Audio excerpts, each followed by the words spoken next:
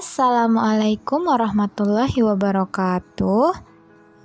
Nabi Ilyas dan Nabi Alyasa. Yuk langsung aja kita simak ceritanya ya.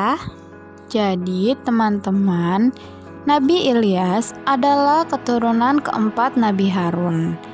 Dia diutus Allah kepada Bani Israel di negeri Ba'labak sebelah barat Damaskus.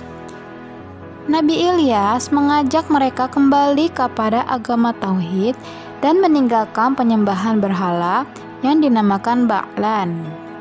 Nabi Ilyas yang melihat penduduk Ba'labak sedang menyembah berhala.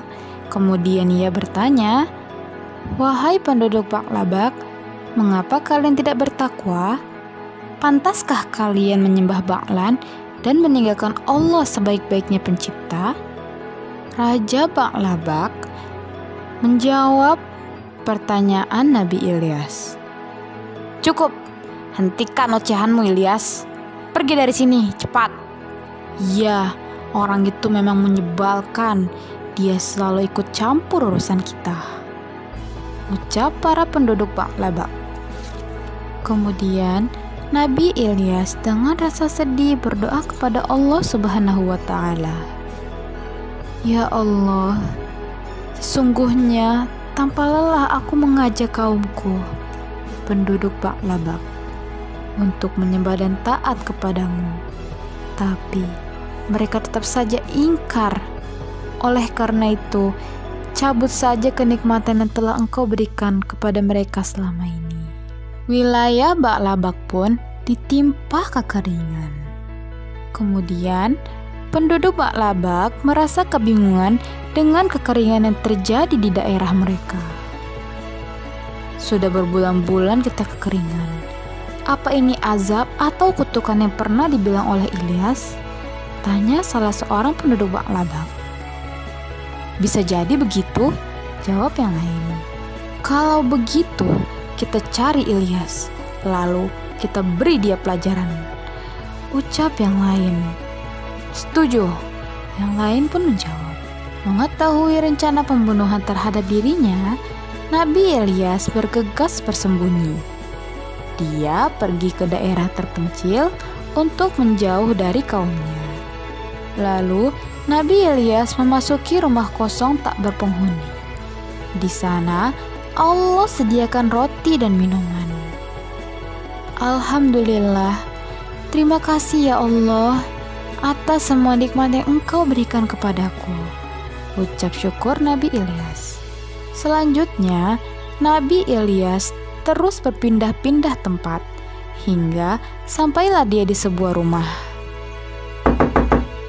"Bolehkah saya menumpang istirahat di sini untuk sementara waktu?"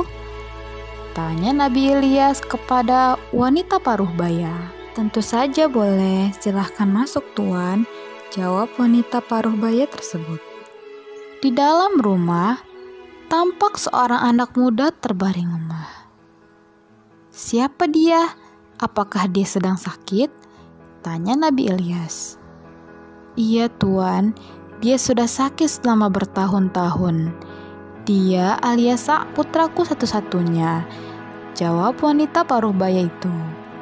3 tahun kemudian, Nabi Ilyas ditemani Alyasa yang sudah sembuh dari sakitnya berdakwah lagi kepada penduduk Ba'labak yang ditimpa kekeringan. Nabi Ilyas berkata kepada penduduk Ba'labak, "Wahai penduduk Ba'labak, jika kalian ingin terbebas dari azab, maka kalian harus segera bertobat dan beriman kepada Allah. Tinggalkanlah berhala-berhala itu." Penduduk Ba'labak menjawab, "Jika kalian berdua bisa menjamin bahwa kemarau panjang ini akan segera berakhir, kami akan meninggalkan berhala-berhala Ba'lan." Lalu Nabi Ilyas berdoa kepada Allah Subhanahu wa Ta'ala, "Ya Allah, ya Tuhanku, penduduk Ba'labak sudah bertobat kepadamu. Hamba mohon, cabutlah azab-Mu atas mereka." Tak lama, turunlah hujan di wilayah itu.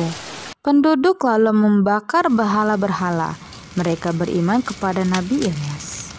Namun, Setelah Nabi Ilyas meninggal, Bani Israel melupakan ajaran Nabi Ilyas. Lalu Allah mengangkat Alyasa menjadi seorang nabi. Nabi Alyasa berkata kepada Bani Israel, "Wahai Bani Israel, mengapa kalian bermaksiat lagi? Padahal Allah limpahkan banyak rahmatnya pada kalian. Kembalilah ke jalan yang Allah ridhoi dan janganlah kalian berlaku sewenang-wenang." Hai Alyasa, kamu lebih muda dari kami. Berani-beraninya kau menceramahi kami. Jawab penduduk Bani Israel, "Sebagai utusan Allah, aku hanya menyampaikan perintah Allah kepada kalian. Aku bertugas membawa kalian ke jalan yang benar." Jawab Nabi Alyasa, "Cukup, kau tidak pantas menceramahi kami. Pergi kau dari sini." Jawab salah seorang dari penduduk Bani Israel dengan nada yang emosi. Para penduduk Bani Israel mengancam Nabi Alyasa dengan berkata, "Pergi, kalau tidak kami akan membunuhmu." Nabi Alyasa dengan rasa sedih berdoa kepada Allah Subhanahu wa Ta'ala, "Ya Allah, maafkan hamba.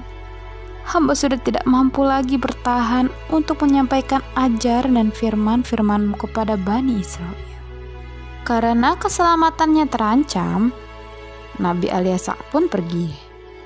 Sementara itu, setelah kepergian Nabi Alyasa, Ba'laba kembali mengalami kemarau yang panjang. Yeay, akhirnya selesai juga. Semoga bisa bermanfaat dan menambahkan ilmu teman-teman semua ya. Jangan lupa dukung channel kami terus dengan mengklik like, share, and subscribe. Wassalamualaikum warahmatullahi wabarakatuh. Sampai jumpa lagi ya.